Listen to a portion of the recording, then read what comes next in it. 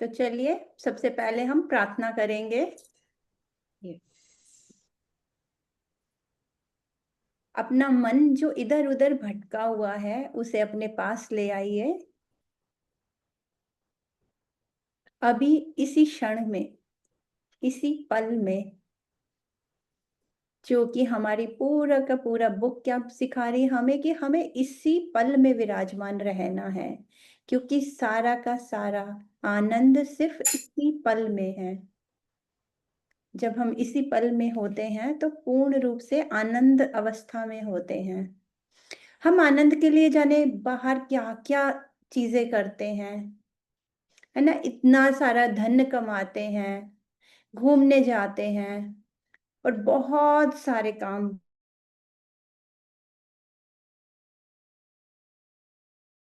ही पास है। इसी क्षण में, इसी पल में, अभी मैं वो सारा आनंद जो मैं कहते हैं पूरा जीवन जिसके लिए भाग रही थी, जिसका प्रयत्न कर रही थी कि मुझे जीवन में खुशी चाहिए, वो खुशी तो अभी इसी क्षण आप महसूस कर सकते हैं। लेकर आइए और इस क्षण के आनंद का एहसास कीजिए। हर आती हुई श्वास को और जाती हुई श्वास को ध्यान से देखिए।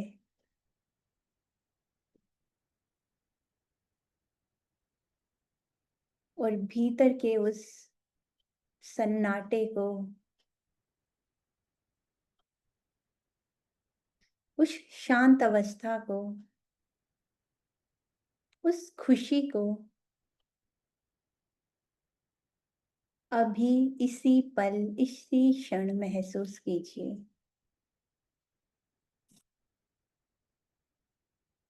ना तो इस क्षण में कुछ करने की जरूरत है,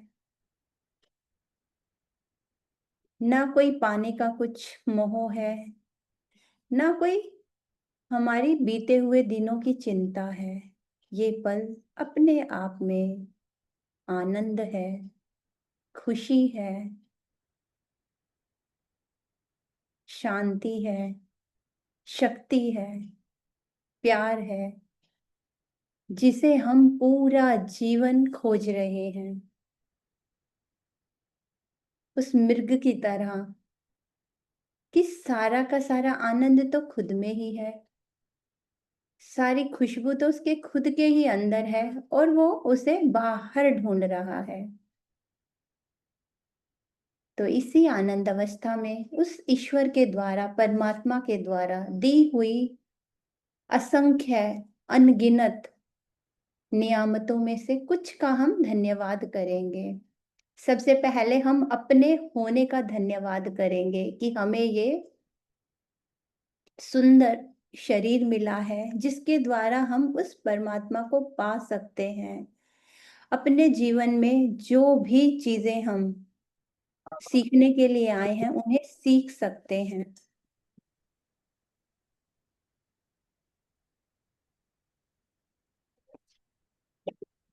कहते पृथ्वी ग्रह पर हम कुछ सीखने के लिए आए हैं और हमने वही सीखने के लिए जन्म लिया है।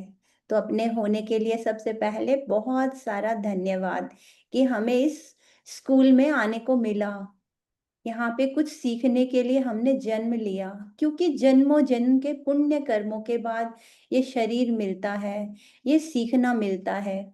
जैसे किसी बच्चे को कोई बहुत टॉप की यूनिवर्सिटी में एडमिशन के लिए पूरा जीवन लग जाता है कि मुझे उस यूनिवर्सिटी में एडमिशन लेना है और वो सारा जीवन बहुत मेहनत करता है।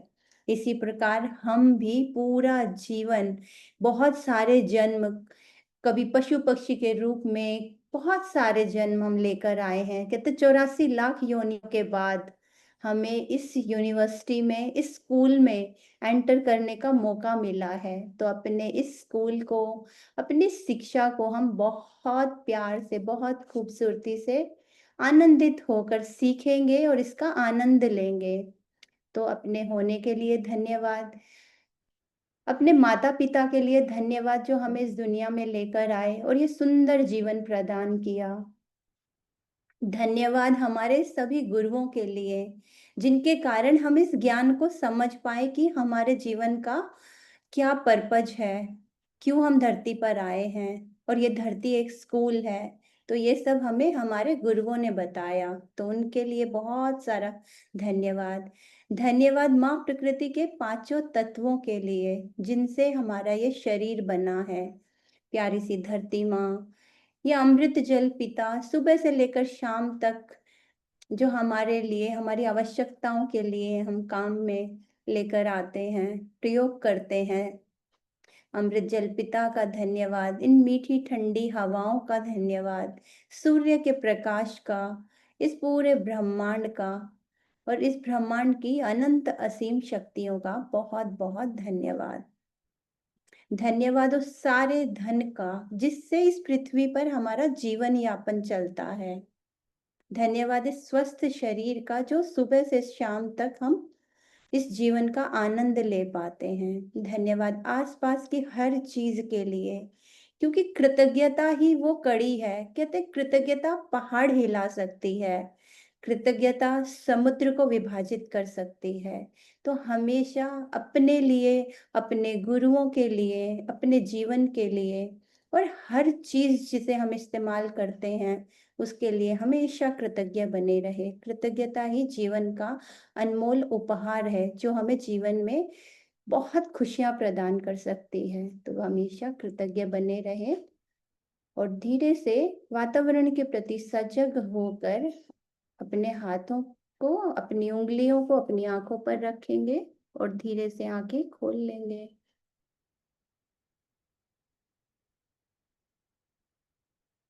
अगर पानी है तो पानी पिएंगे।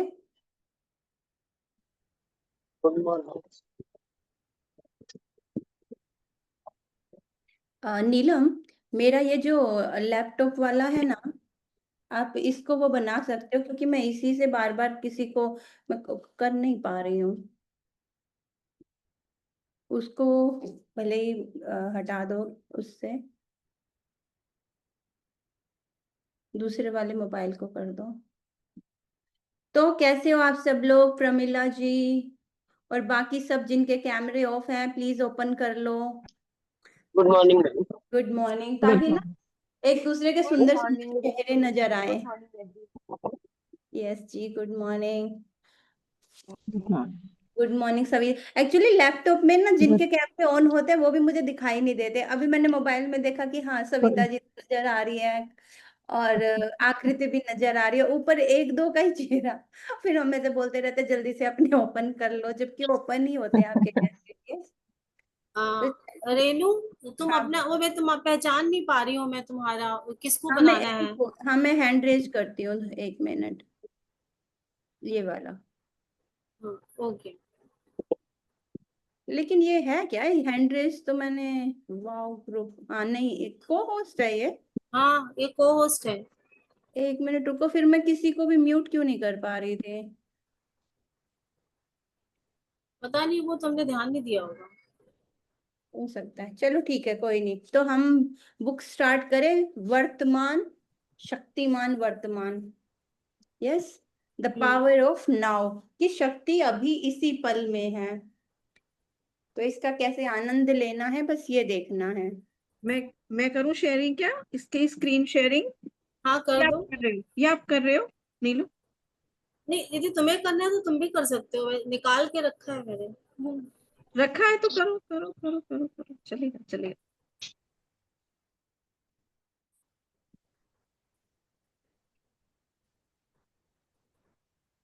और कैसा रहा आप लोगों का सैटरडे संडे?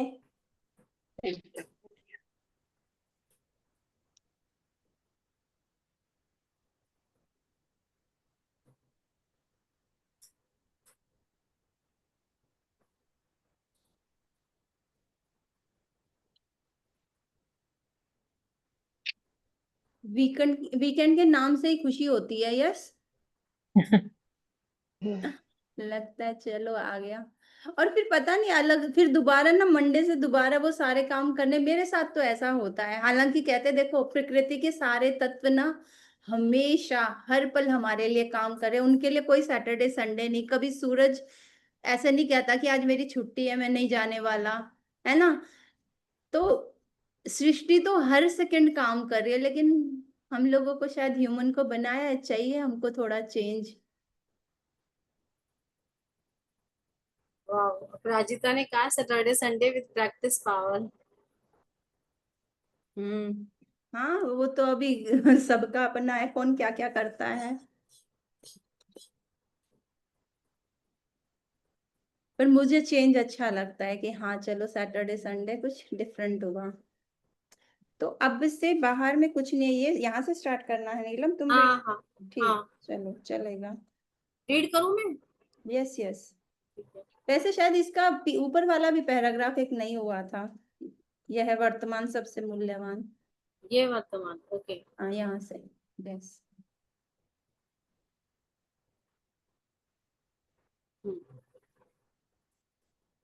रीड करूं? Yes yes. हाँ, यह वर्तमान सबसे मूल्यवान व महत्वपूर्ण क्यों है? पहला कारण, क्योंकि केवल यही है, जो भी है बस यही है।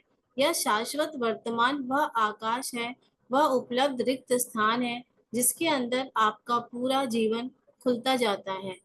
एक वह कारक जो कि सतत रूप से विद्यमान रहता है, ऐसा कभी नहीं हुआ है कि आपका जीवन अब में ना रहा हो, और ना ही ऐसा कभी होगा। दूसरा कारण, यह अब की ऐसा एकमात्र बिंदु है जो कि आपको मन के तंग कारागार से परे ले जा सकता है। यही एकमात्र वह बिंदु है जहां आप बीइंग के काल परिपेक्ष और निराकार प्रदेश में पहुंच सकते हैं।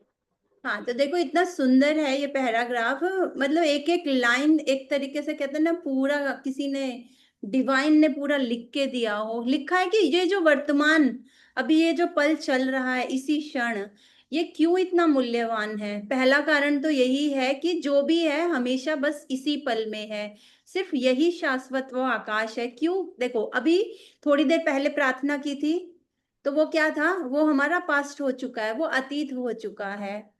और अभी ये जो शब्द बोल रही हूँ ये ही क्षण भर में फिर दोबारा पास्ट हो जाएंगे। तो हर वक्त जो भी काम हो रहा है हमेशा इसी पल में हो रहा है, हर क्षण, मतलब एक एक एक शब्द बोला जा रहा है। सेकंड का भी जो समय है बस वही ये पल है, वही शाश्वत वर्तमान है, जो एकदम कहते हैं रिक्त स्थान की तरह पूरा जीवन इसी में खुलता है।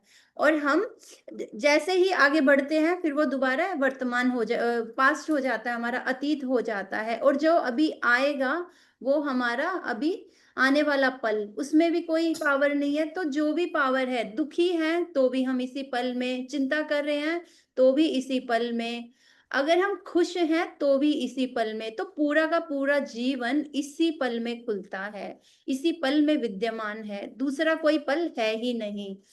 और कहते हैं कि दूसरा कारण ये है कि ये ही वो एकमात्र बिंदु है जो मन के तंग कारागार से परे ले जाता है। अभी मानो इस क्षण बैठ के हम बहुत सारी चीजें सोचे जा रहे हैं, तो क्या हो गया, मन का तंग कारागार हो गया कि हम चिंताओं में फंसे रह गए, परेशानी में हो गए। अगर हम इस पल में नहीं है, इस पल में कभी भी गम नहीं होता। गम हमेशा कुछ या तो पीछे का होता है कि ये गिल्ट हुआ, कोई क्रिटिसिज्म हुआ, कुछ भी पुरानी चीज को लेकर, या हमने फ्यूचर की चिंता कर ली। ये जो क्षण है ना इसमें कोई दुख नहीं है। अगर मन अगर कारागार में फंसा है तो वो या तो अतीत के कारण फंसा हुआ है, या तो वर्तमान जो हमारा अगला पल आएगा भविष्य के कारण फंसा हुआ है। तो कहते हैं बीइंग के जो काल निरपेक्ष क्या होता है, जो समय से परे, जिसे समय का आभास ना हो, यही निराकार क्षण बिना आकार के। इस वक्त मान लो मैं सोचूं, अपनी मेरी कोई छवि भी नहीं है, अपने लिए कोई सोच भी नहीं है, ना मुझे किसी की चिंता, बस मैं इस पल में जस्ट हो जाऊं, बस मैं बैठी हूँ, जस्ट ही हूँ। तो क्या वो मन के उस कहते हैं ना उस कारागार से, वो जेल जो है, जो हमें हमेशा दुखी करने के लिए तैयार बैठी रहती है, उससे मैं निकल जाऊंगी। आप कुछ सेकंड के लिए ना देखो, अभी ऐसे बैठे हो बस बैठ जाओ, जब ये बुक पढ़ते हैं ना, इतना आनंद भी आता है पढ़ते पढ़ते। ऐसा लगता है कि हाँ, अगर हम इसी क्षण में मौजूद हो जाएं तो सारा, जो भी सारे चिंता परेशानी है वो अपने आप ही खत्म हो जाएंगे। और वो जो आनंद है, कहते हैं वो पूरा आनंद एकदम से फूटने वाला है जीवन में, वो तो अभी इसी क्षण मौजूद है। आगे कर दो, आप कर दो नीला।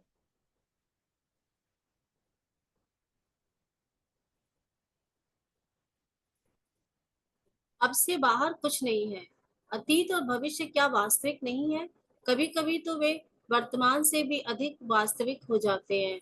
आखिर यह अतीत ही तो है जो यह निर्धारित करता है कि हम कौन हैं, और यह भी वर्तमान को हम कैसे देखें और कैसे उसमें बर्ताव करें। और हमारे भावी लक्ष्य ही तो यह निर्धारित करते हैं कि हम वर्तमान में क्या करें। आगे भी कर दो। हम्म। आपने अभी तक उस मुख्य बात को ग्रहण ही नहीं किया है जो मैं आपको बता रहा हूँ, क्योंकि आप उसे मानसिक रूप से समझने की कोशिश कर रहे हैं। मन उसे समझ ही नहीं सकता है, उसे तो केवल आप समझ सकते हैं। कृपया ध्यान से सुनिए। क्या आपने अब से बाहर कभी कुछ अनुभव किया है? अब से बाहर कभी कुछ किया है? कभी कुछ सोचा है या कुछ भी महसूस किया है? क्या आपको लगता है कि ऐसा कभी आप कर पाएंगे? अब से बाहर कुछ भी घटना या होना क्या संभव है? जाहिर है कि इसका उत्तर स्पष्ट है ना? हाँ, तो अभी मान लो हम में से किसी ने ये क्वेश्चन कर दिया कि इसका मतलब जो आने वाला समय है, उसका कोई रोल ही नहीं है।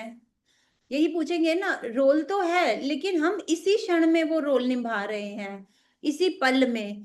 तो अब से बाहर तो कुछ भी नहीं है ना। अगर अभी सोचना शुरू कर दिया, अभी महसूस करना शुरू कर दिया, तो भी वो कहीं ना कहीं इसी पल में हम सोच रहे हैं। लेकिन यहाँ पे वे क्या बोल रहे हैं कि बार बार है ना, हम उस बात को, उस गहराई को समझ ही नहीं पा रहे हैं कि वो राइटर बोलना क्या चाह रहा है। वो कह रहा है आप इसी पल में मौजूद होके तो देखो। अगर देखो, मैं अपना एक्सपीरियंस बताती हूँ, मैंने भी इस वाली प्रैक्टिस को ना बहुत किया है। और अभी मैं अपने एक BHF उससे जुड़ी हुई हूँ टीम से, तो वो पूरा का पूरा माइंडफुलनेस पे ही काम करा रहे हैं। तो पहले मेरे साथ होता था कि कल क्या होगा उसके बारे में सोचना, जैसे जैसे धीरे धीरे ना उन चीजों के बारे में बार बार अपने आप को याद दिलाया, नहीं इस क्षण में क्या मजा है, इस क्षण में क्या है। जैसे जैसे इस क्षण का मजा लेना शुरू किया ना, तो भविष्य तो अपने आप ही खूबसूरत होना शुरू हो गया। हमें ऐसे लगता है कि हम इस पल, देखो पास्ट की बातें तो वैसे भी सोचने से ज्यादा कुछ मिलना नहीं है। अब कहते हैं ना, हम प्लानिंग करना, आपकी प्लानिंग ऑटोमेटिक होती चली जाती है। पहले मेरी सैटरडे संडे क्लास रहती थी, तो मैं ऐसा सोचती थी मुझे ये करना है, वहां पर जाके क्लास में ये बताना होगा, ये बताना होगा। अब बिल्कुल सोचना बंद कर दिया। अब जैसे ये क्लास है तो ऐसे सोचो कि अरे ये वाली क्लास करानी है तो मुझे रीड करना, पहले से चैप्टर रीड कर लेना चाहिए। धीरे धीरे ऐसा अपने आप ही ऑटोमेटिक, मतलब कहते हैं बाय मतलब गुरु ग्रेस, कि जिस तरीके से वो हमें सिखा रहे हैं कि बिल्कुल ध्यान ही नहीं आता कि अगले पल में क्या चाहिए, क्या करना है। तुरंत बस ये दिमाग में रहता है कि ये काम करना है, और जिस वक्त करना है बस उसी वक्त करना है, उसके बारे में पहले से ये नहीं सोचना कि कल क्या करना है। अचानक से आपका खुद का ब्रेन जितना खाली एम्प्टी होता चला जाता है, एक तो उसके अंदर इतना हाई एनर्जी फील होती है, आपको हर वक्त ऐसा लगेगा कि जीवन कितना एकदम आनंद भरा है, खुशी भरा है। और जैसे ही वो खुशी, एक रोशनी आपके अंदर आनी शुरू हो जाएगी, वैसे ही अगले पल का काम आप ऑटोमेटिक कर लोगे।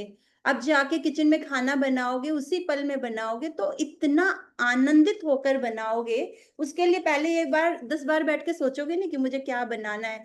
आप जिस जिस क्षण जो जो काम कर रहे हो, अगर आप उसी पल में विराजमान होकर कर रहे हो और सोच ही नहीं रहे हो, तो आपके काम ऑटोमेटिक इतने खूबसूरत तरीके से होते चले जाते हैं। हमें ऐसा लगता है हम अब सोचेंगे नहीं इस वक्त, तो अगले पल के काम होंगे कैसे। बट सच ऐसा है ही नहीं। सच तो ये है, आप इस क्षण को मजे लेते रहो, इस क्षण के, इस क्षण में आनंद लेते रहो। अगले क्षण के काम जो आपके सोचने से नहीं होते थे ना, उससे भी ज्यादा आनंदित तरीके से होंगे। क्यों? क्योंकि देखो, हमारा लॉ ऑफ अट्रैक्शन भी बार बार क्या कह रहा है, what goes around comes around. है ना? आप इस वक्त इतने आनंदित हो तो अगला पल अपने आप ही आनंद बन के आपकी जिंदगी में आने वाला है। वो ऑटोमेटिक इस तरीके से क्रिएट होगा, क्योंकि आप अभी खुश हो ना, तो आगे खुशी ही आने वाली है। कोई कहते हैं ना, कोई सवाल ही नहीं उठता कि आगे आने वाला पल आपको कुछ दुःख, और दुःख को भी आप इतने साक्षी भाव से जियोगे, मानो कुछ भी ऐसा हो रहा है जो मेरे पसंद का नहीं हो रहा, तो उसे भी मैं ऐसे ही देखूँगी। ऐसे नहीं सोचूँगी, उससे बहुत अटैच हो जाऊँगी कि अभी इस पल में ये बहुत घटना घटी है, तो इसका बाद में फ्यूचर में क्या कॉन्सिक्वेंस आएगा, कि बस हाँ, ये हो रहा है। जैसे-जैसे हम साक्षी होते जा रहे हैं, वैसे-वैसे हमारे जीवन में आनंद बढ़ता जा रहा है। कहते हैं जिस खुशी के लिए हम सारी दुनिया में घूम रहे हैं, वो अभी-अभी इसी पल है। अब दिन में ना बस बिना कुछ करे बैठ जाओ अपने साथ, एकदम बैठ जाओ खाली। ये जो हमारे पास हमेशा एक रहता है ना, मैं कुछ करूँ, इस करने को बंद कर दो कुछ-कुछ पल, और फिर जब करो तो उसमें 100% करना शुरू कर दो। फिर देखो कैसे जीवन में अपने आप ही आनंद आना शुरू हो जाएगा। आगे कर दो नीलम जी। आध्यात्मिक आयाम का मूल सिद्धांत। प्राणों पर संकट आने जैसी किसी स्थिति में चेतना का समय में से हटकर वर्तमान में आ जाना कभी-कभी सहज स्वाभाविक रूप से ही हो जाता है। अतीत और भविष्य में रमने वाला व्यक्तित्व कुछ पलों के लिए उनमें से निकल आता है और प्रबल चैतन्य उपस्थिति में आ जाता है, जो कि स्थिर भी होती है और बहुत सचेत भी।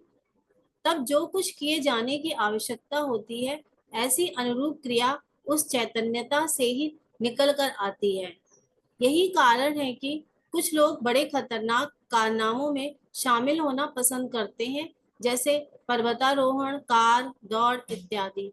हालांकि वे नहीं जानते कि वे खतरनाक कारनामे ही हैं जो उन्हें अब में आने को मजबूर कर दिया करते हैं। ऐसी अत्यंत सचेत व सजीव अवस्था में आने को, जो कि समय से मुक्त है, समस्याओं से मुक्त है, विचार से मुक्त है, विचार से मुक्त है और व्यक्तित्व के भार से मुक्त है, वहां वर्तमान पल से एक क्षण के लिए भी चूक जाने का मतलब होता है मौत।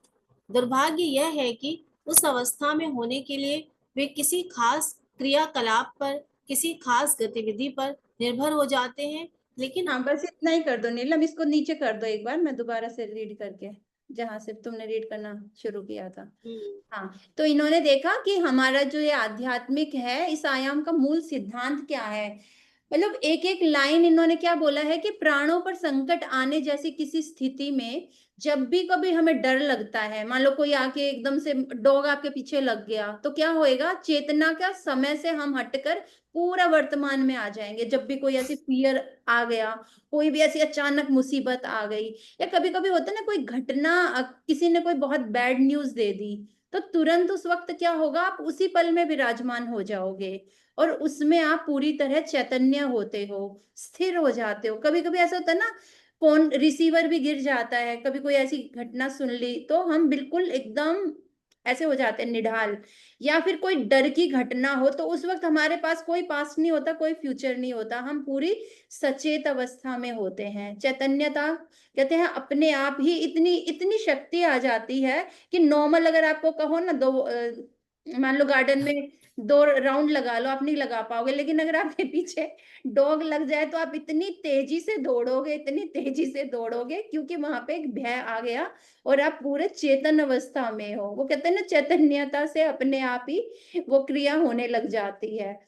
आगे इन्होंने बोला कि इंसान क्या कर रहा है, उस पल को जीने के लिए, उस चैतन्यता को जीने के लिए बड़े-बड़े खतरनाक कारनामों में शामिल होना चाहता है ना? जाके एवरेस्ट पे चढ़ना चाह रहा है, या कार की दौड़, अब ज़िंदगी मिलेगी ना दोबारा। मूवी क्या थी कि वो हर वो कारनामा करना चाह रहा था, जो उसने नहीं किया था। क्यों? क्योंकि इतना पता है कि उसमें कभी भी जब जिस चीज़ को हम रोके हुए हैं, एक तो डर के आगे जीत है, वो वाली बात है, और वो क्यों वो पल इतना खास होता है? क्योंकि हम उस वक़्त चैतन्यता में होते हैं, उसी पल में विराजमान होते हैं। आप में से बहुत सारे लोगों ने स्कूबा डाइविंग किया होगा, है ना? कहते समय का बोध ही नहीं होता। अब जैसे मुझे तो करने से पहले, जाने से पहले भी अंडमान ऐसे लग रहा था, बहुत डर लग रहा है, बहुत डर। फिर किसी के बोलने पर ज़बरदस्ती यस तो कर दिया। लेकिन जब उसको किया, 40 मिनट का टाइम ऐसे लगा, 4 टू 5 मिनट के अंदर हम बाहर आ गए। तो समय का आभास खत्म हो जाता है। बिल्कुल ऐसे लगता है कि ना कोई समस्या है, ना कोई विचार है। बिल्कुल याद नहीं आता कि हम यहाँ पे कितने पल के लिए हैं। कभी-कभी जैसे कोई डांसर है, डांस कर रहा है, तो उसे याद नहीं रहता कि मैं कितने पल के लिए डांस कर रहा हूँ। हो सकता है वो 1 घंटे तक करता जा रहा है, करता जा रहा है, सारी समस्याएँ मुक्त। वो उस वक़्त उसी पल में विराजमान होता है, उसी क्षण में।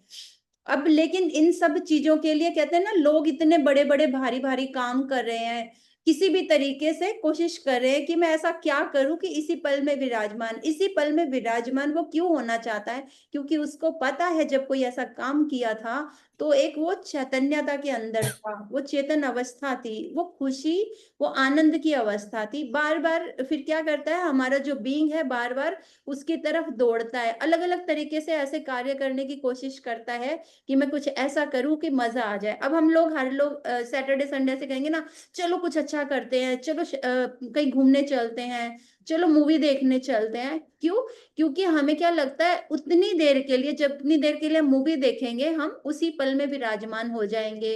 शॉपिंग करेंगे तो शायद उस शॉपिंग, और ज़रूरी नहीं है कि सब लोग वो भी कर पाएँ, कई बार उसमें भी आनंद घटता नहीं है। उसमें भी पता चला कि 10 बीच में प्रॉब्लम्स आती हैं, क्योंकि हम उतने अवेक होके उस काम को नहीं कर रहे होते। बहुत सारे लोग जैसे मूवी, ऐसे मेरे साथ ऐसे है, बिल्कुल ऐसे ना, कहते हैं आँख मुँह सब खुला है, बस देख रहे हैं, तो बस मूवी में ही खो गए। तो उस वक़्त क्या है, हम उस चेतन अवस्था में हैं और वाक़ई उस पल को एन्जॉय कर रहे हैं, तो हमें मज़ा आता है। तो हम ऐसे कोशिश कर के ऐसे तरीके खोजते हैं कि वो चैतन्यता को कैसे-कैसे महसूस करें हम। आगे कर दो नीलू।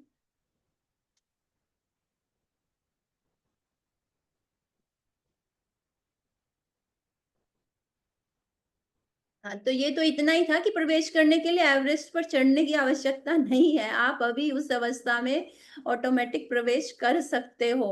मैंने अभी बोला ना, बैठ जाओ 5 मिनट, कुछ मत करो।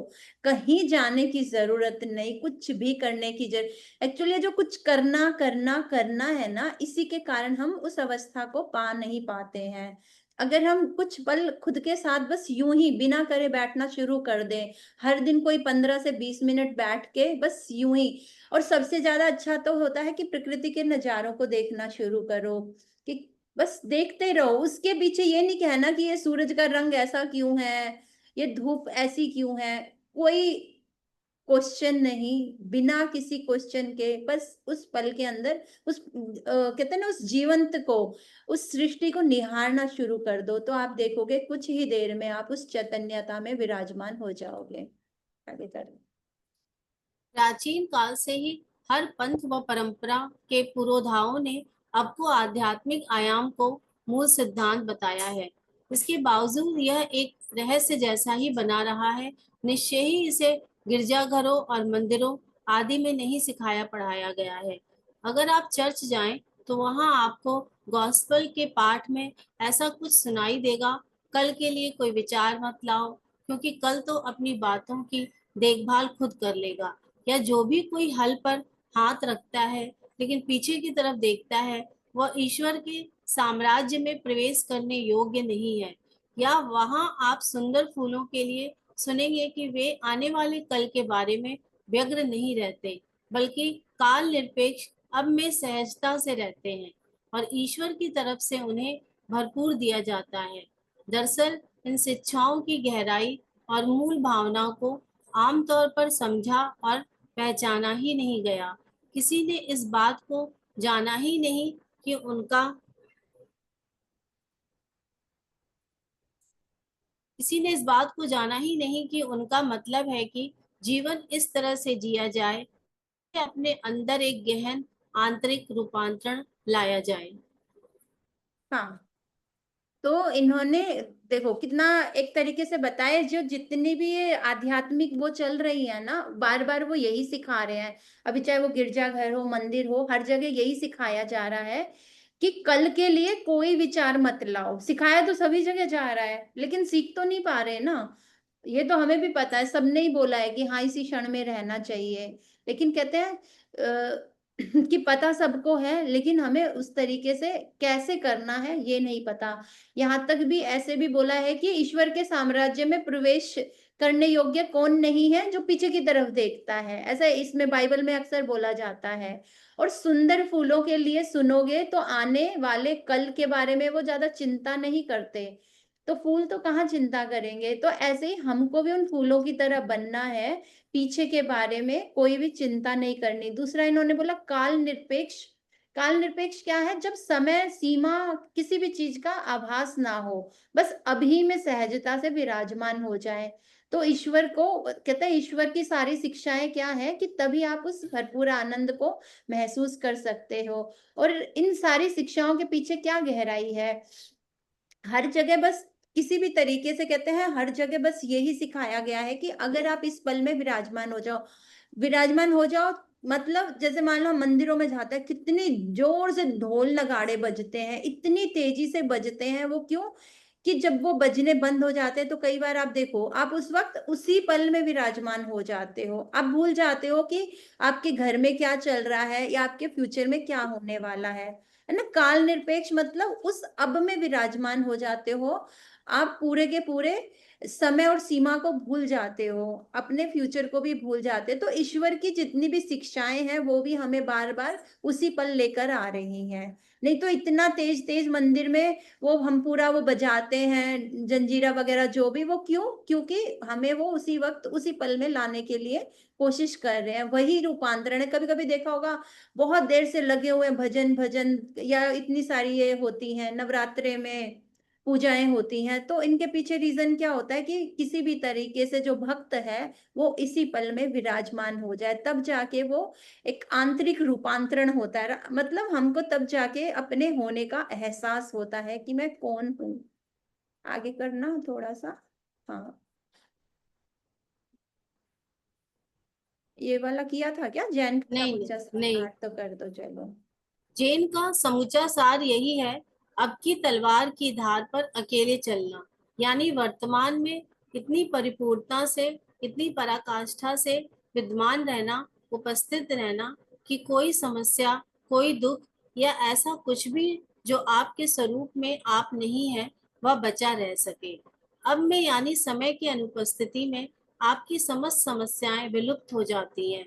दुख के लिए समय तो एक आवश्यकता होता है, इसलिए अब वह अब में जो जीत नहीं सकता हाँ वहां। देखो, ये ना एक कहते हैं ना, अब की तलवार की धार पर अकेले चलना, इसी पल में उपस्थित, इसको आपने बहुत बार महसूस किया होगा। जब हम छोटे थे ना, तो क्या होता था, सोकर उठते थे, मान लो दोपहर में सो गए और उठते थे तो अचानक से ऐसे ना, ऐसे सोचते थे, अरे जैसे सुबह है, स्कूल जाना है, फिर अचानक मम्मी बोलती अरे अभी तो शाम है। आप लोगों ने कभी ऐसे एहसास किया होगा ना, ऐसा दिमाग में आता था कि अरे पता नहीं सुबह है कि शाम है। कई बार यहाँ भी होता है, जैसे दिन में सो जाओ, बहुत गहरी नींद सो जाओ, तब ऐसे लगता है कि मैं नहीं जानती कि अभी आज कौन सा पल है, कौन सा दिन है, कि एकदम जैसे हमें डेट भी याद नहीं है, सुबह शाम का भी एहसास नहीं है। ऐसा बहुत बार हुआ होगा जब आप गहरी नींद से उठे होगे, तो उस वक्त बड़ी ही एक आनंद की अवस्था होती है। ऐसा लगता है कि पता ही नहीं मुझे कौन सा समय चल रहा है, क्या चल रहा है। मतलब फिर उसे कोशिश करके याद किया जाता है, और वो याद किया जाता है, मतलब हम फिर दोबारा उन्हीं चिंताओं, उन्हीं परेशानियों में फिर से घुस जाते हैं, फिर दोबारा उस दुख के लिए कहते हैं ना समय निकाल लेते हैं। अदरवाइज तो आप सोच के देखो, वो वाला कितना आनंदित पल होता है कि पता ही नहीं कि कहाँ हूं मैं, कैसे हूं मैं। तो सारी की सारी ये शिक्षा है ना, जैन का भी पूरा का पूरा यही है कि बस आप खुद में ही विराजमान रहो। जितनी भी हमको शिक्षाएं दी जा रही हैं, चाहे वो भगवत गीता हो, चाहे जैन मुनि बता रहे हो, बाइबल बता रहे हो, तो हर कोई यही तो बता रहे हैं कि इस वक्त इसी पल में उपस्थित रहो। पर क्यों रहो? क्योंकि इस पल में जो आनंद है ना, वही सच्चा आनंद है। और जैसे ही वो पर्दा हट जाएगा ना हमारे दुख चिंताओं का, फिर हम अपने आप ही उस पल, एक एक दो बार तो हमने उसको बहुत फील किया है, या यूं कहो हर दिन करते हैं, लेकिन उसको अच्छे तरीके से समझाने के लिए सारी शिक्षाएं चल रही हैं। जब इंसान को ये पता लग जाएगा कि हाँ, पास्ट के सोचने से भी मुझे कुछ मिलना नहीं, फ्यूचर की चिंता से भी मुझे कुछ मिलना नहीं, जब धीरे धीरे इस चीज का गहराई से एहसास होना शुरू हो जाएगा और बार बार इस पल में विराजमान होने की प्रैक्टिस करने लग जाएंगे। सुनते तो बहुत हैं, अभी तक हम सुनते ही आ रहे हैं, जैसे पहले बोलते थे कि पॉजिटिव सोचो सोचो सोचो, लेकिन कैसे सोचो? तो फिर आई हमारी मैजिक बुक, उसने सिखाया कैसे हमने सुबह उठते ही पॉजिटिव होना है, रात को सोते टाइम पॉजिटिव होना है, दिन में कैसे अपने पेरेंट्स के लिए, प्रकृति के लिए होना है, कैसे जो हमारे घर में काम करने वाले आ रहे हैं उनके लिए होना है। तो उसने अलग अलग तरीकों से हमें पॉजिटिव होना सिखाया। सुनते तो हम बचपन से ही हैं कि हमेशा अच्छा बोलो, अच्छा सोचो, लेकिन करने के लिए तो कुछ नहीं था ना हमारे पास। एक बार सोचा, फिर दोबारा उसी रील में चले गए, फिर सोचा, फिर चले गए। लेकिन मैजिक बुक प्रैक्टिस क्या, आपको पूरा कंटिन्यूअस, आपको हर वक्त पॉजिटिव सोचने के लिए वैसा इंसान बना देती है।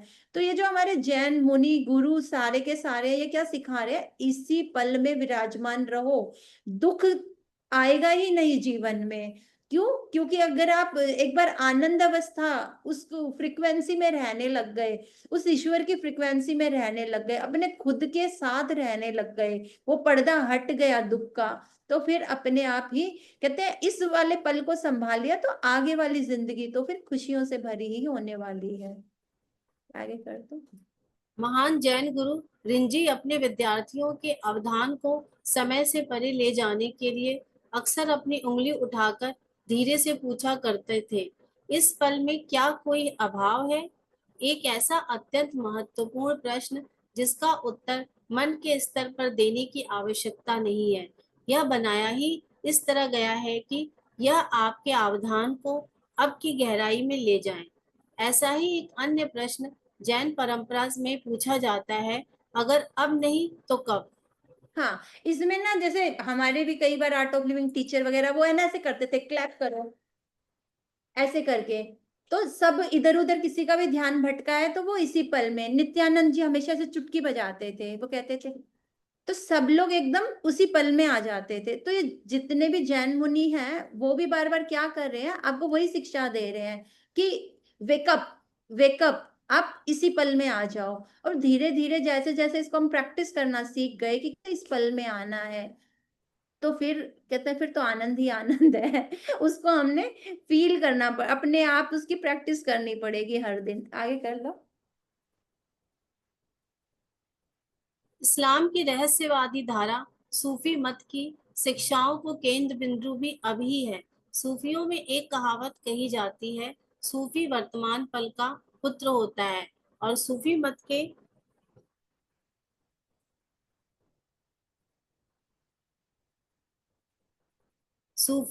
के महान उपदेश और कवि रूमी का तो उद्देश्य यही रहा है, भूत और भविष्य तो पर्दा डालकर ईश्वर को हमारी नजर से ओझल कर देते हैं, इसलिए इन दोनों को जला डालो।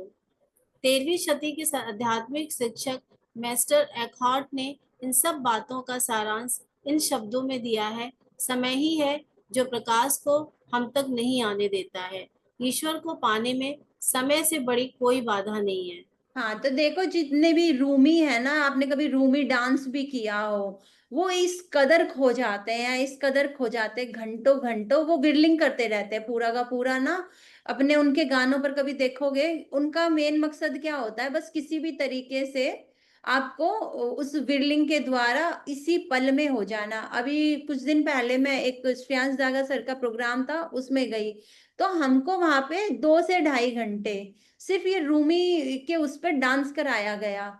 बहुत देर करते रहे, कम से मुझे 1.25 घंटा, आंखें बंद और जस्ट आप विरलिंग कर रहे हो, एक हाथ ऊपर, उसकी एक ऐसे कोई पोजीशन होती है इस तरीके से करके, एक नीचे, और उसको 1 घंटा, अब 1 घंटा वैसे भी हाथ ऊपर रखना मुश्किल होता है, बार बार नीचे भी आ रहा था, वो करते करते करते करते फिर एक अवस्था ऐसी आई कि आप बैठ जाओ। और सच में वो करने में ही वो पल, हम उस पल में विराजमान थे। और उसके बाद जो मेडिटेशन हुआ उसमें तो सच में ही कहते हैं ना, वो आनंद अवस्था अपने आप ही मिल गई। उनका पूरा का पूरा यही रहता है कि आप किसी भी तरीके से प्रेजेंट मोमेंट में आ जाओ। अब जो हमारे जो एक हार्ट हैं, वो भी हमें क्या बता रहे हैं कि ये जो समय है, समय ही है जो प्रकाश को खत्म कर देता है। समय मतलब वही जो हम बीते हुए पलों के बारे में सोच रहे हैं, या हम सोच रहे हैं आगे क्या होगा, चिंताएं करे जा रहे हैं।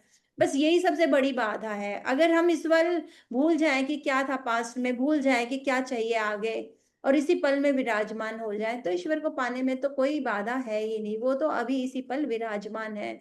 और इसका सबसे अच्छा तरीका यही है कि जब जिस वक्त जो भी काम करो, जब काम कर रहे हो तो फोकस्ड होकर उस काम को करो। जैसे अभी मान लो हम बुक सुन रहे हैं, तो इतने तल्लीन हो जाओ उसके अंदर कि बस मैं यही हूँ। घर की चिंताओं को छोड़ो, और उसकी हमें खुद ही प्रैक्टिस करनी पड़ेगी। और धीरे धीरे ये होती है। जैसे मैं अपना बताऊं, मैं अपने घर से बाहर निकलती हूँ, अब पता नहीं मैं ऐसी पहले से ही थी, मुझे नहीं मालूम। जब मैं इस घर से बाहर कदम रखती हूँ ना, तो मुझे कभी याद नहीं आता कि मेरे बच्चे भी हैं, हस्बैंड भी है। मैं ऐसे खो जाती हूँ, भूल जाती हूँ। तो कई लोग इसको गलत भी समझ सकते हैं, लेकिन वाकई मुझे नहीं आता। और जैसे ही मैं बॉम्बे एयरपोर्ट से उतरूंगी, मुझे घर बार सब याद आना शुरू हो जाता है। शायद वो थोड़ा जो बीच का टाइम उस वक्त भी याद नहीं आना चाहिए था। नहीं तो मैंने देखा है लेडीज दिन में 10-10 बार कॉल करती हैं, गई हैं स्पिरिचुअल क्लासेस में, लेकिन फिर भी उनके ध्यान में बस घर ही बना हुआ है। बस वो घर के ही बारे में सोचती रहती हैं। तो धीरे धीरे शायद प्रैक्टिस से हो जाता होगा। मैं कोशिश करके भी बहुत याद करने की कोशिश करूँ ना, कभी याद भी आ जाए ना, तो फिर फटाफट ब्लेसिंग देते हैं कि अरे घर में ना सब कुछ अच्छा हो जाए, अच्छे से खाना बन जाए, ये तो एकदम अंदर से वो एक ब्लेसिंग निकलती है। और फिर हम दोबारा अपने उसी क्षण जहाँ हैं वहां विराजमान हो जाते हैं। तो शायद ये प्रैक्टिस करते करते हो जाता है। आगे अब की शक्ति। हाँ, अब की शक्ति में प्रवेश करना। अभी कुछ पल पहले जब आप वर्तमान की शाश्वतता और भूत व भविष्य की असत्यता के बारे में बता रहे थे, तब मैं खिड़की से बाहर उस पेड़ को देख रहा था। इससे पहले भी मैंने उस पेड़ को कई बार देखा है, लेकिन इस बार यह देखना कुछ अलग तरह का था। इस उसके बाहरी रूपाकार को देखने में तो कोई खास बदलाव नहीं था, सिवाय इसके कि उसके रंग अधिक चमकदार और अधिक जीवंत लग रहे थे। लेकिन इस बार उसमें एक नया आयाम जुड़ गया था, लेकिन उसका वर्णन करना मुश्किल है। मैं नहीं जानता कि कैसे, लेकिन मुझे किसी ऐसी चीज का भान हो रहा था जो अगोचर थी, अदृश्य थी। उस पेड़ का सत्व या उसकी अंतरात्मा, अगर आप ऐसा कहना चाहें। और किसी हद तक मैं उसका हिस्सा था। मुझे आज इस वास्तविकता का बोध हुआ कि मैंने उस पेड़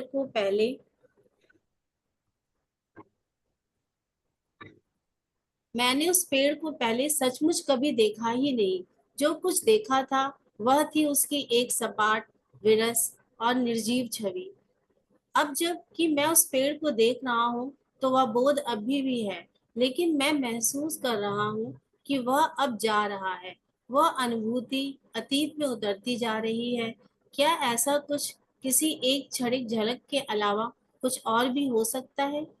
हाँ तो देखो, ये मैं इसको ना अपने एक्सपीरियंस से बता सकती हूँ। मैं ना 10-10 डेज की ना बहुत बार है ना रिट्रीट पे गई हूँ, और वहां पे कुछ नहीं कराते। या तो आंखें बंद करके ध्यान करो, और 2-2 घंटे का ना नेचर वॉक करने को बोलते हैं। सुबह सुबह 6 to 8 आप नेचर में जाओ और नेचर को निहारो। मैं बहुत बार गई हूँ, बहुत बार अकेले, मतलब इधर तमिलनाडु। लेकिन मुझे ऐसा लगता, क्या निहारोगे नेचर को। मेरे मन में हमेशा ठीक है, देख लिया, बहुत खूबसूरती है, 10 मिनट देखते हैं, अच्छा लगता है, गुड फील आ रहा है, बहुत अच्छा है। फिर देख लिया, और फिर उसके बाद लगता है कि चलो कोई बुक पढ़ लो। और बाद में तो एडवांस क्लासेस में तो उन्होंने बुक भी बना कर दिया कि आपको अपने पास बुक भी नहीं रखनी है। तो मैं कभी कभी ऐसे सोचती थी, कितना देखोगे आप, ठीक है दिख रहा है सूरज उग रहा है, और ये अच्छा फील आया, लेकिन 10 से 15 मिनट बहुत गुड फीलिंग में रहे, मजा आया। लेकिन अब शायद बहुत साल जाते जाते मैंने पहली बार, ऐसे कहते हैं ना, उस नेचर के साथ अपने आप को मर्ज होते हुए देखा। ऐसे देखा कि सचमुच उसमें और मुझ में कोई फर्क नहीं है। बहुत डिफरेंट डिफरेंट कलर की बटरफ्लाईज थी वहां पर। ऐसे लग रहा हर किसी का अलग रूप, अलग रंग, अलग कलर। और मैंने 2 घंटे, और मेरी क्लास के लिए मैं लेट हो गई, 2 घंटे मैं नेचर को निहार रही हूँ और मुझे समय का कोई आभास भी नहीं है। उस दिन पहली बार मुझे लगा कि हाँ, मैं सचमुच, एक कहते हैं ना जीवंत, एक चैतन्यता मुझे अपने अंदर फील हुई। नहीं तो दिमाग से देखती थी कि हाँ ये सूरज है, ये पेड़ है, ये बटरफ्लाई है, मन देखता था, मैं नहीं देखती थी। मुझे मेरे होने का कभी ऐसे उस तरीके से एहसास नहीं हुआ। पहली बार वो सन्नाटा, वो एक अलग तरह का, कहते हैं ना, सच में जो मैं हूँ उसको मैंने पहली बार महसूस किया, जबकि मैं कितने सालों से ये प्रैक्टिस कर रही हूँ। उस बार ऐसा लगा कि हाँ सच में, कि मैं ना ये शरीर हूँ और नेचर को निहारने का क्या मतलब होता है।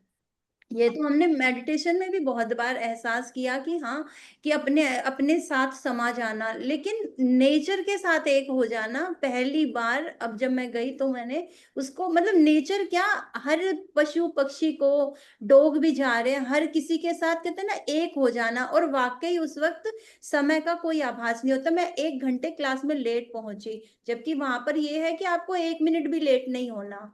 लेकिन सच में मैं उस वक्त, कहते हैं ना, बिल्कुल एक उस अवस्था में थी, आनंद की अवस्था कह लो, कि हाँ मैं नेचर के साथ मर्ज हो गई थी। बिल्कुल आभास नहीं रहा। तब मुझे लगा कि यस, ये था असली। फिर जाके मैंने सर को जब ये बोला तो उन्होंने मेरे को कुछ ऐसा बोला भी नहीं कि तुम इतना लेट क्यों आए हो, जब अपना एक्सपीरियंस शेयर किया तो सच में अपने साथ एक होने के लिए वक्त लगता है। ऐसा नहीं है कि एक ही दिन में ये चीज मिल जाती है, बार बार प्रैक्टिस करनी पड़ती है।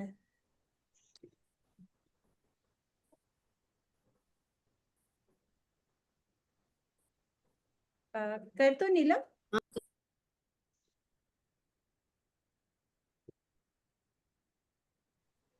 यस, एक पल के लिए आप समय से मुक्त हो गए थे। आप अब में चले आए थे और इसलिए पेड़ को मन के चश्मे के बिना देख सके। बीइंग की सजगता आपके देखने का हिस्सा बन गई थी। काल निरपेक्षता के विस्तार के साथ एक अलग ही तरह का बोध आ जाता है। एक ऐसा बोध जो किसी भी जीव या वस्तु के अंदर बसने वाले प्राण की हत्या नहीं करता है। एक ऐसा बोध जो जीवन की पवित्रता और रहस्य को नष्ट नहीं करता है, बल्कि उसमें जो है के प्रति एक गहरा स्नेह व सम्मान रहता है। एक ऐसा बोध जिसके बारे में मन तो कुछ जानता ही नहीं है। हाँ, आगे भी कर दो, ये तो मतलब समझ ही आ ही रहा है सबको। मन इस पेड़ को जान ही नहीं सकता। वह तो पेड़ के बारे में केवल कुछ तथ्यों और जानकारियों को जान सकता है। मेरा मन आपको नहीं जान सकता। वह तो आपके बारे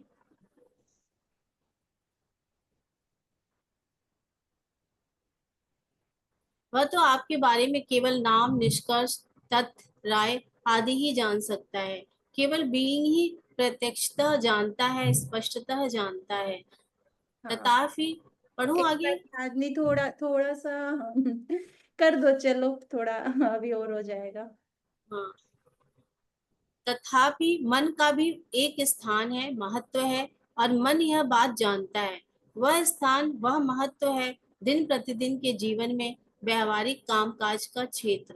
लेकिन जब मन आपके जीवन के सभी क्षेत्रों की बागडोर अपने हाथ में ले लेता है, अन्य जनों के साथ और प्रकृति के साथ आपके संबंधों को भी जब वह अपने हाथों में ले लेता है, तब यह एक इतना विकट भस्मासुर जैसा परजीवी बन जाता है कि यदि उस पर अंकुश न लगाया गया हो, तो हो सकता है कि वह इस धरती के संपूर्ण जीवन को नष्ट करके अनंततः अपने ही मेजबान को मारकर खुद को भी खत्म कर ले। हाँ देखो, तो पहले वाले पैराग्राफ में क्या था कि मैं ना तो पेड़ को जान सकता हूँ, ना मैं आप लोगों को, आपको जान सकता हूँ, सामने वाले को, है ना। खाली मैं क्या सोच सकती हूँ कि हाँ सामने बैठे आप, की हाँ सविता है, उसका नेचर ऐसा है, या नीलम है, ममता है, आप सबका नेचर है। आपके बारे में जितना जितना मुझे पता है, मैं उस पे निष्कर्ष निकाल सकती हूँ, या पेड़ के लिए बोल सकती हूँ, या पीपल का पेड़ है, इसके ऐसे पत्ते हैं। उस चीज के अंदर मर्ज हो जाना, कहते हैं ना, उस बीइंग में ही प्रत्यक्ष होना। इसको अभी अभी जस्ट मुझे इसी क्षण याद आया, जैसे मैं और मेरी एक फ्रेंड है, जिन हम दोनों की स्पिरिचुअल जर्नी साथ में शुरू हुई, और मैं और वो घंटों साथ में चलते थे, वॉक करते थे, और कभी-कभी एक दूसरे को बस यूं देख लेते थे, निहार लेते थे, और बिल्कुल बातें नहीं, एक भी शब्द नहीं बोलना, और घंटे भर तक एक दूसरे के साथ चलना। तो बहुत अच्छे से पता था कि हम एक दूसरे के उस एहसास को बहुत अच्छे से फील करते थे। हमें ये फर्क नहीं पड़ता था कि हम एक दूसरे से बातें कर रहे हैं कि नहीं। वो कहते हैं ना, एक निकटता और वो आपस में साथ में होना, वही काफी अपने आप में कहते हैं ना संपूर्ण था। और जबकि अभी जैसे मैंने 1-2 बार अपने घर में वो किया, मौन रखा, तो मैं नीचे वॉक पर गई। एक और हमारी कॉलोनी में कोई लेडी मेरे साथ वॉक कर रही थी। कुछ देर वो मेरे साथ चली और वो थोड़ी देर में बोली, "मेरा ना दम घुटने लग गया है। तुम बोल नहीं रही हो ना, एक काम करो तुम अलग से ही वॉक कर लो।" तो ऐसा भी होता है कि मैं नहीं बोल रही हूँ तो किसी को इतनी बेचैनी हो सकती है, और किसी के साथ ऐसा भी हो सकता है कि हम इतने मर्ज हो गए कि हमें ये फर्क भी नहीं पड़ रहा, ऐसा लग रहा है जैसे दो शरीर नहीं, कोई जैसे एक ही शरीर चल रहा है, और हम एक दूसरे के इतने करीब हैं। और ये तो आज की भी बात नहीं है, तो सालों पुरानी बात है। और हम हमारा ये रोज का होता था कि हम बिना बोले भी एक दूसरे को इतना अच्छे से समझना, जानना, और कभी यूँ फ़ील नहीं होता था कि हमने बात करनी है। मतलब एक खुशी का एहसास होता था कि हाँ, हम साथ हैं। तो इसी तरीके से इन्होंने भी बताया। दूसरा, अब इन्होंने देखो दूसरे पैराग्राफ में क्या बोला कि मन का एक स्थान महत्व है, ये बात ठीक है। गलत नहीं है कि व्यावहारिक काम-काज में मन की ज़रूरत है। जीवन के जितने भी हम काम कर रहे हैं, उसमें प्रकृति के साथ आपके, अब इन्होंने बोला अन्य जनों के साथ, प्रकृति के साथ जो भी आपके संबंधों को जब वह अपने हाथों में ले लेता है, तो क्या होता है, एक विकट भस्मासुर जैसा परजीवी। कि कामकाज के लिए तो मन का होना समझ आता है, लेकिन जब हम फीलिंग बीइंग बन जाते हैं, जब से नेचर के बीच है, वहां भी अपना मन लेकर चले गए, बोल रहे हैं कि आज मौसम ऐसा है, ठंडा है, गर्म है, हवा ठंडी चल रही है, गर्म चल रही है। जब हम प्रकृति के बीच या लोगों के बीच भी बोले इसका नेचर ऐसा है, ये इस तरीके से बात करता है, इसका ये पसंद नहीं, तो कहते हैं जब हम जीवंतता के साथ, उस ह्यूमन्स के साथ जो हमारे रिश्ते हैं उनके साथ, और इस प्रकृति के साथ जो सजीव है, अगर हम उनके साथ भी इस मन को ले आएंगे और उस पे अंकुश नहीं लगाएंगे, क्योंकि कुछ ना कुछ सोच रहे हैं ना हम, उनके बारे में कुछ ना कुछ लगे हैं विचार विचार विचार। तो कहते हैं ये जो धरती का संपूर्ण जीवन है ना, ये अपने ही मेजबान को, जैसे कि हमारा हमारा मन, हम मेजबान है और हमारा मन हम ही को खा रहा है ना, खत्म करने पे लगा हुआ है, हम ही क्या कह सकते हैं कि नाश करने में लगा हुआ है, हमको कहीं ना कहीं उस जीवंतता के साथ जीने नहीं दे रहा, बस लगा हुआ है विचार विचार विचार, लोगों के प्रकृति के बारे में भी वो सिर्फ विचार ही क्रिएट कर रहा है, जबकि वहां तो एक फीलिंग है, एक एहसास है, और वो धीरे धीरे प्रैक्टिस से ही आएगा। यस, एक पैराग्राफ और पढ़ देते हैं।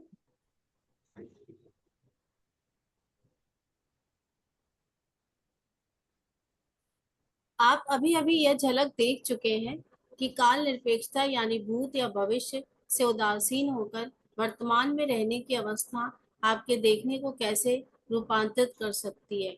लेकिन कोई एक अनुभव पर्याप्त नहीं होता, वह चाहे कितना भी सुंदर व गहरा क्यों ना हो। जिसकी हमें दरकार है और जिससे हमारा सारोकार है, वह चैतन्यता है में स्थायी रूप से चले जाना है। हाँ, तो देखो मैं अभी जैसे छोटे-छोटे आपको एग्जाम्पल दे रही हूँ, बट इसका मतलब ये नहीं है कि मैंने उस जीवंतता को, चैतन्यता को स्थायी रूप से मैं उसके अंदर चली गई हूँ। अभी तो क्या, कुछ पल जिए फिर दोबारा इसी दुनिया में आ गए, कुछ पल जिए फिर दोबारा इसी दुनिया में आ गए। तो कहीं न कहीं उस जीवंतता को सच में अपने अंदर हमेशा के लिए उतारने के लिए हमको बार-बार, बार-बार प्रैक्टिस करनी होगी। आगे कौन-सा पेज है ये नीला? अभी तो इसमें तो अच्छा, पेज 7 है, ये तो पीडीएफ है ना, बुक तो हाँ, खोलनी हाँ। पड़ेगी, बुक नहीं अच्छा, खोला अभी। इसलिए वर्तमान को नकारने, ठीक है, ये वाला पैराग्राफ और पढ़ दो, वैसे तो टाइम हो ही गया। एक ठीक है, लास्ट पैराग्राफ पढ़ दो। ओके ओके कर रही हूँ। इसलिए वर्तमान को नकारने के, वर्तमान का विरोधी प्रतिरोधी बनने के पुराने ढर्रे को तोड़ डालिए। यह अपना स्वभाव बना लीजिए कि जब जब भूत और भविष्य में जाना आवश्यक हो ना हो, तब तक आप खुद को उनसे बाहर निकाल लें और बाहर ही रखें। अपने दिन प्रतिदिन के जीवन में भी जितना संभव हो सके समय में प्रवेश करने से बचें।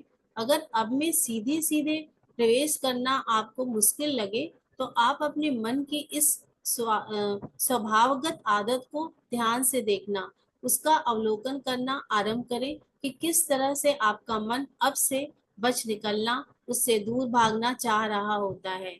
आप देखेंगे कि भविष्य की काल्पनिक तस्वीर वर्तमान के मुकाबले या तो बेहतर बनाई जाती है या बदतर। यदि कल्पना किया गया भविष्य बेहतर है, तो वह आपको एक आशा, एक सुखद प्रत्याशा प्रदान करता है, और अगर वह बदतर है, तो वह आप में व्यग्रता पैदा कर देता है। ये वाला पूरा कर दो। हाँ, ये दोनों ही स्थितियां केवल भ्रम है, भ्रांति है। आत्मावलोकन करने से आपके जीवन में अधिक उपस्थितता, विद्यमानता स्वमेव चली आती है। जिस पल आपको बोध हो कि आप उपस्थित नहीं हैं, तब आप उपस्थित ही हो जाते हैं। जब आप अपने मन का अवलोकन करने की अवस्था में होते हैं, तब आप उसके जाल में नहीं फंसते हैं। तब एक अन्य कारक प्रवेश कर लेता है, लेकिन वह मन का नहीं होता, वह होता है प्रत्यक्षदर्शी वर्तमान।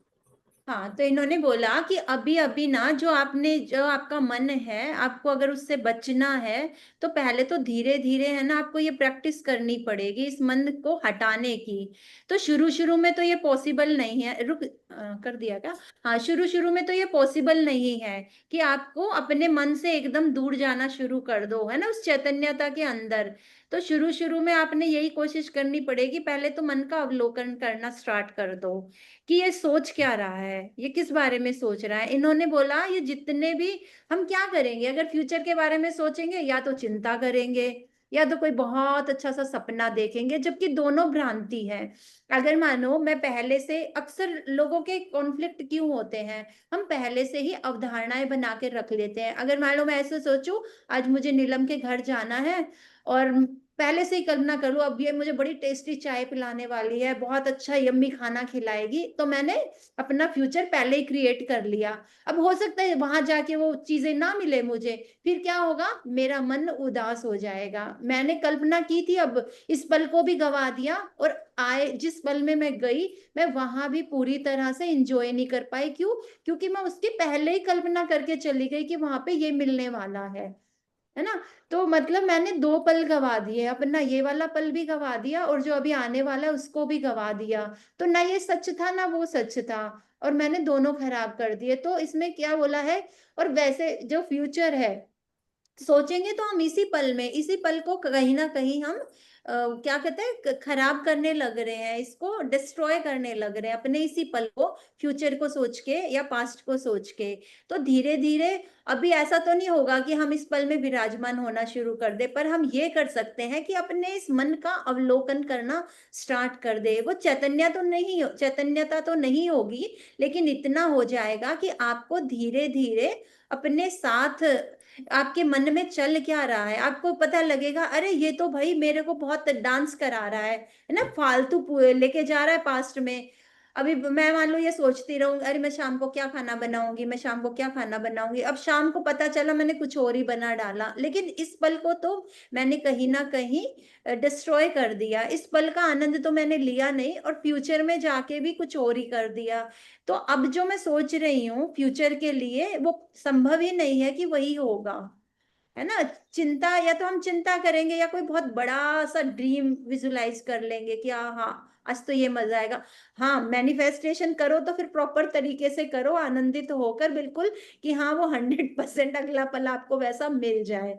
बट सच में वो जो मिलने वाला है उसके लिए अगर आप आनंदित हो रहे हो, वो भी आनंद के ही दौड़ में दौड़ रहे हो, उस पल को अभी क्यों ना मजे ले लिए जाए, अभी क्यों ना उस पल का आनंद ले लिया जाए। यस, आई थिंक आज हमने बहुत आनंद लिया होगा इस पल में।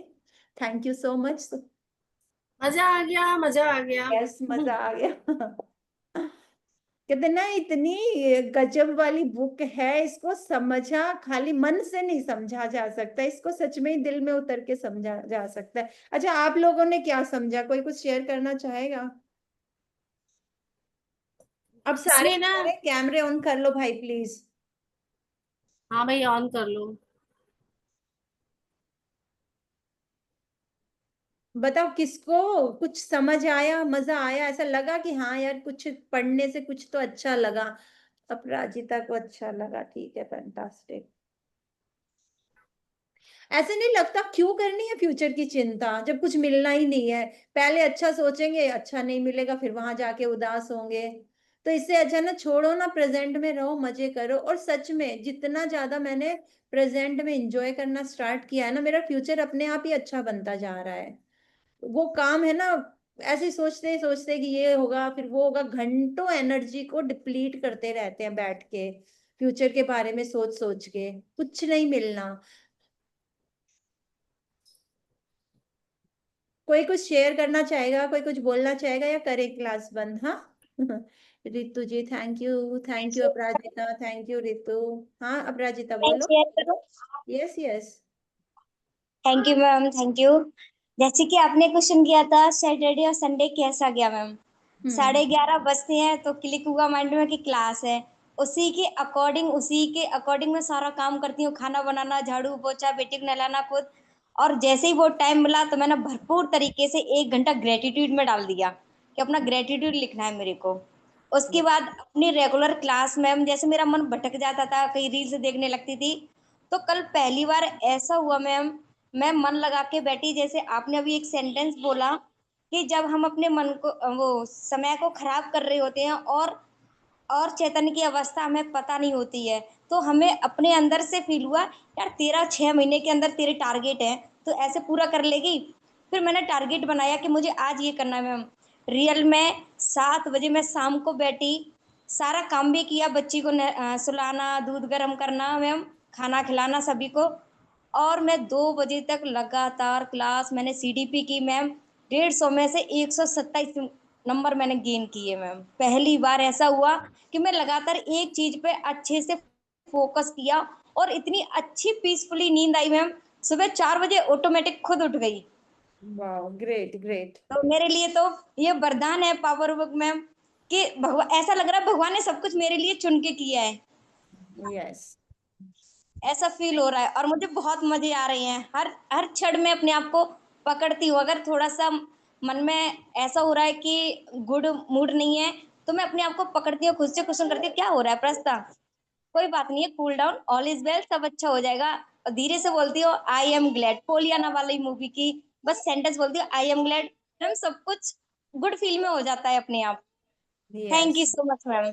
Thank thank you. You Aparajita, इतनी अच्छी प्रैक्टिस करने के लिए थैंक यू। और बाकी किसी को कुछ बोलना है तो बताओ। हेलो, आपकी बेबी नजर आ रही है अपराजिता, क्यूटू सी। राधे राधे कर लो इशू। हाय करो ना। मन नहीं है। और सीमा जी सविता, बाकी बाकी लोग जो अपने कैमरे बंद करके बैठे हैं। नहीं मैडम, मैं तो खोल के बैठी हूँ। नहीं आपको नहीं बोला मैंने, जो बाकी लोग हैं। अच्छा, मैंने नाम लिया सर, मैंने कहा मैम मैं तो खोल के बैठी हूँ। आपको तो इसलिए लिया कि बोलो जरा कुछ। मुझे बहुत अच्छा लग रहा है, बहुत अच्छा लग रहा है। बस बता नहीं सकते। अब प्रैक्टिस तो खुद ही करनी पड़ रही है, और वो बढ़िया हो जाएगी तो बस मौजे में है जिंदगी। यस। कोशिश करके ना बार बार अपने दिमाग को ना ये रियलाइज कराना, अरे कुछ नहीं रखा, फ्यूचर में कुछ नहीं रखा, जो भी है इसी हाँ के सर, साथ है। नहीं सही बात है। कितना पहले तो मतलब पता ही नहीं था ना, कितना टाइम खराब करते थे हम, ये सोच के वो सोच के। अब तब थोड़ा सा जागो तभी स्टेप। सवेरा, तब जागो तभी सवेरा। पास्ट के बारे में भी कोई रिग्रेट नहीं करना, इसी पल में जीना है, ठीक है। अब पता लग गया, अब मैं मजे से रहूंगी। पहले कैसे वो सब 2 दिन क्या मजा मस्ती किया सबने। बताओ भाई क्या मजा मस्ती किया। सविता जी, आकृति जी, नीलम जी। और क्या, बोलो और जरा कुछ तो बोलो, इसी ये टाइम आपको इसीलिए कल मिलता कल तो और बहुत मजे किए। कल तो बाहर मैं डिनर पे गई थी, किसी ने बुलाया था घर पे, तो वहां पे 2 3 फैमिली थी, तो बहुत एंजॉय किया, है। वाह, बातें की आपस में। Great great. कविता, कैसे मैं तो हो? घर पे हूँ दिन भर, हेलो अभी घर सीमा पे ही हूँ। दीदी, हेलो नीलम कैसे हो? दी, हेलो रेणु कविता। दी, सभी को आकृति, सब दिख रहे हैं, सविता दीदी और बाकी सारे प्यारे प्यारे मेंबर हमारी बोलते हैं वाओ ग्रुप की फैमिली को। बहुत मजा आ रहा है और हर दिन कुछ ना कुछ सीखने को मिलता है। वो बोलते हैं ना बूंद बूंद से सागर भरता है, तो वही हाल हमारा है कि बूंद बूंद भी जा रही है लेकिन जा रही है। सही में आप सही लोगों है। का बहुत बहुत धन्यवाद, जो हमें खींच खींच के ला रहे हो, पॉइंट पे लाते हो। हाँ, हमें खींच के पॉइंट पे ला। एकदम से तो नहीं भरता है लेकिन बूंद बूंद कहीं कहीं जाके वो एक तृप्ति सी मिलती है। हाँ चलो, आज इतने बड़े लेसन में से थोड़ा सा कुछ तो सीखने को मिला है, क्योंकि अ, सच में बहुत मतलब बहुत मुश्किल होता है कि वही पल में रहना, क्योंकि खाना बनाते बनाते भी कई चीजें आ जाती है दिमाग में। अरे उधर मशीन चल रही है क्या, उधर चलने वाली है, इतना अपने आप को वो पल में जीना एक बहुत बड़ी बात है। सच में ये बात तो सच है, और मुश्किल तो है लेकिन कोशिश करने से सब होता है। थैंक यू दीदी, नीलम दी, ममता दी और रेणु दीदी का, कि जो आप लोगों ने सच में हम लोगों को इतनी अच्छी बुक्स के अंदर लेके आए हो। आप मैजिक बुक से शुरू किया था हमने ये सफर और आज हम यहाँ तक पहुंचे हैं, तो हमारे जीवन में बहुत चेंजेस आए हैं। हमको कैसे हर परिस्थिति से बाहर निकलना है, प्रॉब्लम से, और किस तरीके से हमको जीवन जीना है, तो जीवन बहुत सरल कर दिया है। Thank you so much the, thank you, love you all. Thank you Kavita, thank you. चलो तो फिर कल मिलेंगे दोबारा से नए कुछ उनके साथ। Thank you so much. Thank you thank you, everyone, wow, bye. मजा आ गया, मजा आ गया, मजा आ कल गया। 11:30 बजे सब तैयार रहना, एग्जैक्ट जरूर 11:30। जरूर चलो बाय ठीक है, जरूर बाय बाय बाय दी, bye bye, love you. Bye bye. Bye.